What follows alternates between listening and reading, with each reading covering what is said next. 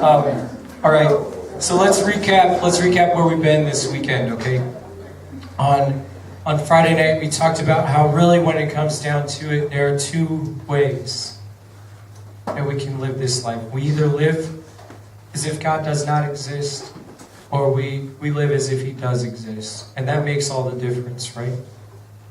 We talked about Christianity, or this experience of being a disciple of Christ, as being the way, and how it was inconceivable in the early church to say that you were a Christian and not be living that way of life, which really kind of rubs against the way most of us struggle to live our lives, right? And we talked about that atheism that creeps in.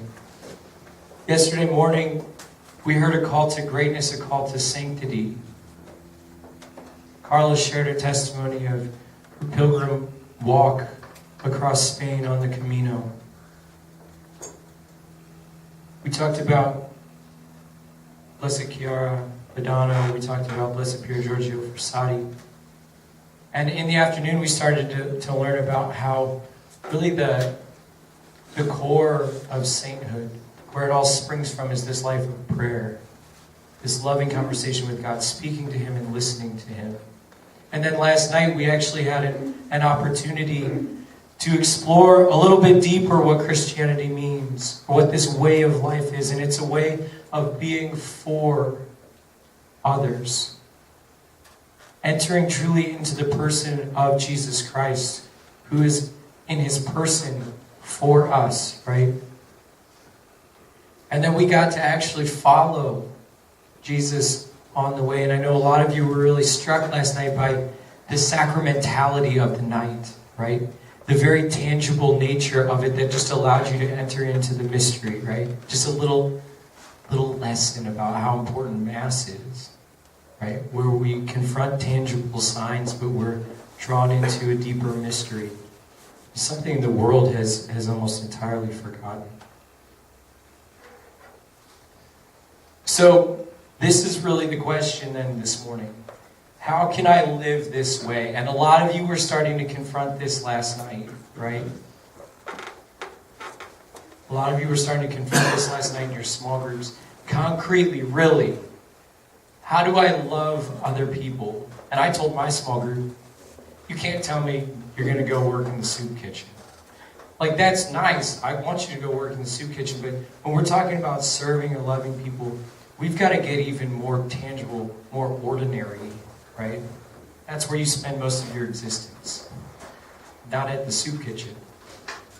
So how do we really live this way once this retreat ends? And I know just by talking to some of you are really afraid. You're afraid of stepping into your school tomorrow morning. You're afraid of stepping back into life at home this afternoon. You're afraid because you think you're just going to fall down again. You're afraid because this call to greatness might demand something, might make me feel a little bit uncomfortable, right? Some of you are afraid. Some of you have like huge hopes and expectations. Like, man, my life like changed this weekend. And you're like ready to set out with these big hopes and expectations. Sometimes the danger with that is just like we talked about on Friday night, right? We go in with all these preconceptions of how things are going to be, and then a couple days later, it just all comes crashing down. We live in a very idealistic world. Did you know that? Everything's like gussied up and like perfect, right? When you see models on TV, everything is airbrushed, everything is fixed to be perfect. So we live this way of thinking that our ideals are going to be met, and then they constantly aren't. And so that's a real danger that we can have as well. I loved what Mary Beth said last night, like having this experience on World Youth Day and really wanting to go out and live for Jesus, but almost live as if I was going to do it and Jesus was just going to be my sidekick. Right? Isn't that a temptation? Like, I'm going to go do this. I've got these big hopes and dreams, and I'm going to make it happen. And Jesus is going to kind of encourage me along from the sideline.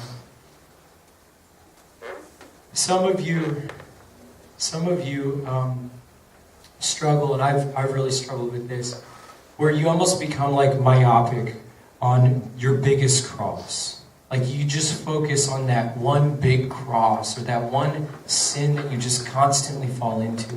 And it's like all you see. And you gauge like your entire Christian worth on whether or not you're staying pure or not, right? Everything comes down to this one sin that I struggle with. And I'm not trying to say like, just let that sin fly, like it's okay, you know. But sometimes we get so focused on that one sin, we miss gobs of other opportunities that the Lord's putting in front of us to say yes to Him. And sometimes it's by saying yes and giving myself in these other ways that I actually learn how to confront the cross, how to confront that sin. Some of you might struggle with perfectionism. Anyone in here a perfectionist? Come on, be honest. I'm totally a perfectionist. My daughter Therese is also a perfectionist. She'll start like this piece of art. She's going to make a piece of art, and she'll screw up like, and then like fling herself on the ground. She's like, "No, it's ruined.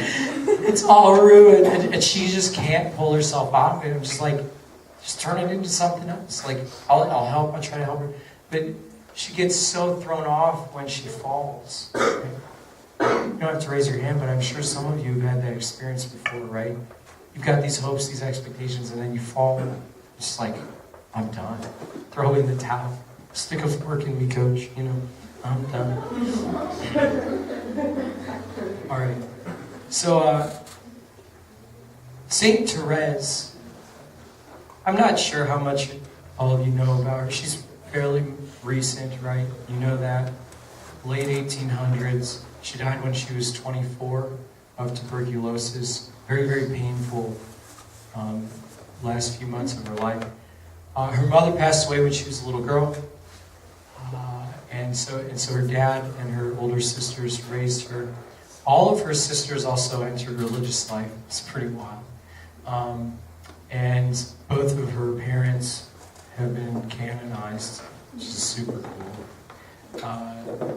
Just a very holy, beautiful life that she led. She actually entered the convent. She became a Carmelite when she was how old? Who knows?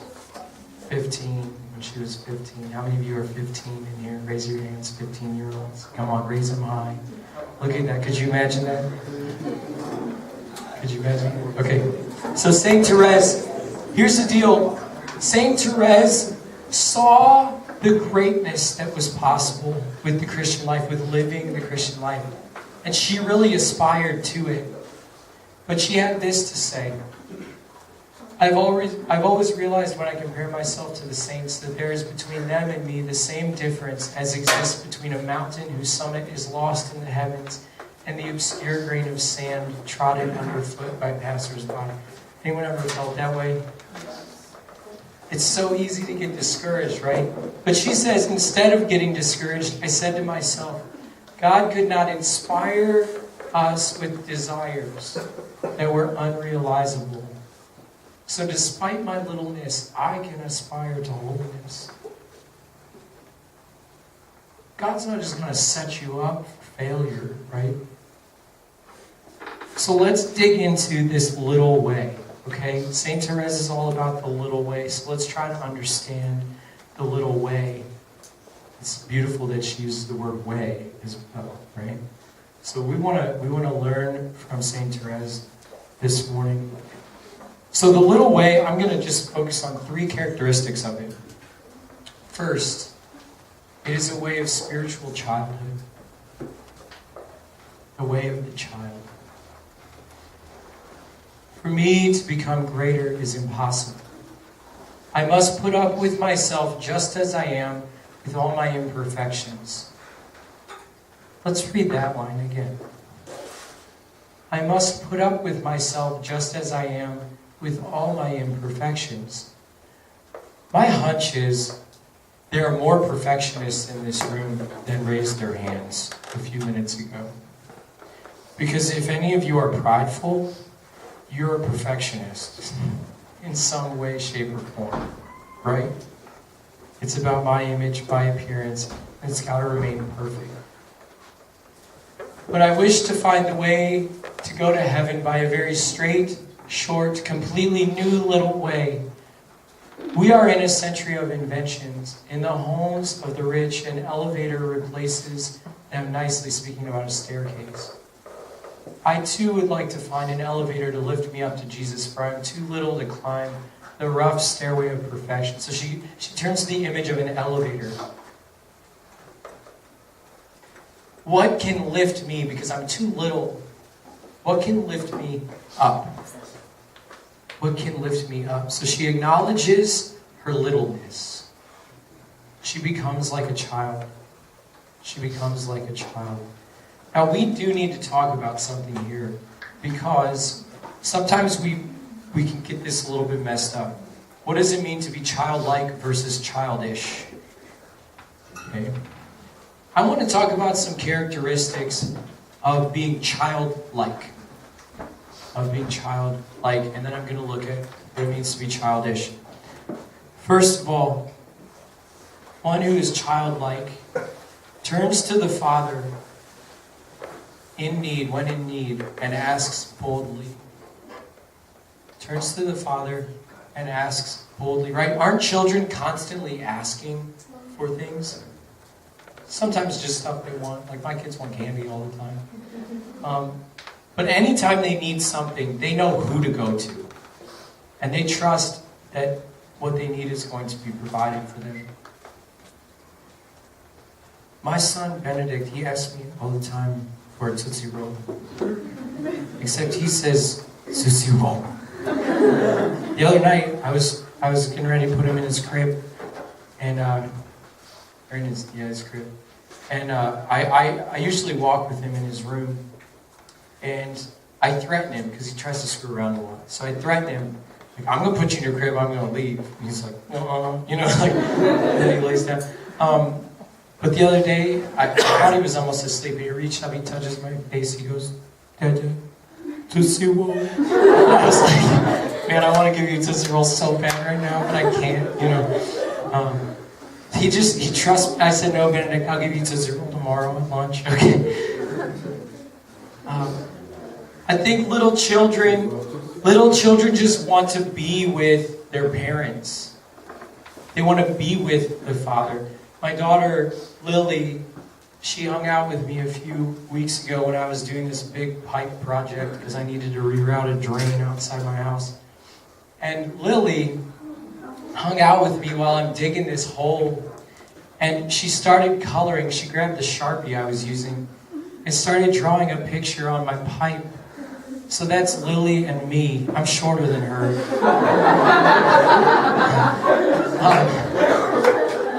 And then she wrote Lily, which is like a lot of L's and I's. It's just L-L-L-I-L-L-L-I-L. And then she tried to write Dad, and she wrote Da. Yeah. This is so cute.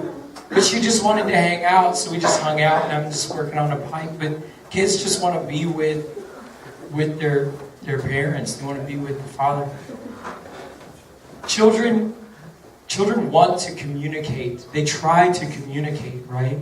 With the very limited vocabulary that they have.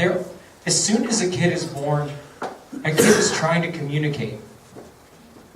Because we were made for communion. We were made to communicate with one another. And so it's really cool. My son, Benedict, he really doesn't have a very extensive vocabulary. He is a typical boy in that sense. And so he usually communicates via like hand gestures and guttural noises. And I know what a lot of his communication is trying to tell me. Well, the other day, because I hang out with him a lot, I could tell that something was wrong. See, he was playing with a balloon in the kitchen, and I was boiling some water on the stove. And he had knocked his balloon onto the stove. And I could tell, though I was in the other room, I could tell by the way he was making these grunts that something was wrong. And I ran in there, got the balloon off, and nothing caught on fire. But it was just a beautiful example of guys, sometimes we don't make the nicest sounding prayers. We don't. But what's really important is that Benedict is always trying to communicate with me. And sometimes that's all it's about, right? It's just being in communion with God, just talking to Him during the day. It doesn't have to always be fancy. It doesn't have to be for 10 minutes. I encourage you, find time to just be with God. But in between classes, a quick car ride, just talk to Him. Let Him know what's going on. Another example of being childlike, children want to help. They want to help. I love it when my kids come outside and they help me. Like Benedict was helping me do some gardening work the other day. And it was a mess. I mean, the kid just made a mess of it, right? But he wanted to be a part of it, and I wanted him to be a part of it. And brothers and sisters, God wants you to be a part of His mission, and sometimes it doesn't quite look that nice. Sometimes we kind of drop stuff along the way. But that doesn't matter, because God delights in our trying, not in our perfection. God delights in our attempts and our generosity, not in our perfection. And my whole goal with my kids is that they feel so secure in my love that their own faults or their own flaws don't shock them or don't scandalize them. That's my hope for them, is that I love them as a father in such a way that they're secure, that they know they can ask for help. Or even this last point, when a child makes a mistake, they run to the parents and say what they did or what they broke. See, someone who's childish, let's go back to our sweet picture. Someone who's childish is just the opposite. You ask, and you get really frustrated, or you throw a tantrum when it doesn't turn out exactly how you wanted it to, right? Or you hide your sin, or your perfection. You don't reach your ideal, and then you just you hide it, or you throw in the towel, you give up. You isolate yourself and throw a fit. You've got a hard heart. You're stubborn. You don't have a desire to even step into mission or to help at all because you're so self-absorbed. That's someone who's childish, and that's not what St. Therese is talking about. All right, so we're talking about a spiritual childhood. What's the next point on the little way? Is that it's a way of trust. Let's continue with our elevator image. So I've looked in the books of the saints for a sign of the elevator I long for. And I have read these words proceeding from the Mount of Eternal Wisdom. So she turns to Scripture. He that is a little one, let him turn to me. So I came knowing that I had found what I was seeking and wanting to know. Oh my God, what you would do with the little one who answered your call. Never have more tender words come to make my soul rejoice. So she recognizes that if she just stays small, God will pick her up. Never have more tender words come to make my soul rejoice. The elevator which must raise me to the heavens is your arms, O Jesus. For that, I do not need to grow. On the contrary, I must necessarily remain small and become smaller. Oh my God, you have surpassed what I expected, and I want to sing your mercies. What I cannot do myself, Jesus will do. Not as a sidekick, right? But as the one that I've entrusted my entire being to. Perhaps piece by piece, right? He will take me and lift me up to the summit of the mountain of perfection. The summit of the mountain of love. It is needful to remain little before God, and to remain little is to recognize one's nothingness. Expect all things from the good God, just as a little child expects all things from its father. It's not to be troubled by anything. Why? Because there's so much trust. See, God wants you to live this way of life even more than you do. He wants this for you even more than you want it for yourself. So what happens when we just trust ourselves to Him? Trust that He's got us, that He's working out our salvation in our circumstances. That this circumstance, that this family I was born into, that this school that I find myself at is a gift. And He wants to work out my salvation here. Let's look at the last point of a little way. It's a way of love. Brothers and sisters, it's a way of making small gifts of yourself. I think this is the point that I really want to drill this morning. So often we get fixated on that one flaw. No, I just said this. We get so stuck on it, right? And we miss all these opportunities. Listen to this. This just happened to me. So I prayed the St. Therese Novena. Any of you prayed the St. Therese Novena? I love the St. Therese Novena. All right? If you're like dozing off right now, dozing off! Stop dozing, okay? I know it's Sunday morning and it's warm in here. Just helping you refocus. You like that? If I was Chris Madge, I'd be like, look at me. Look.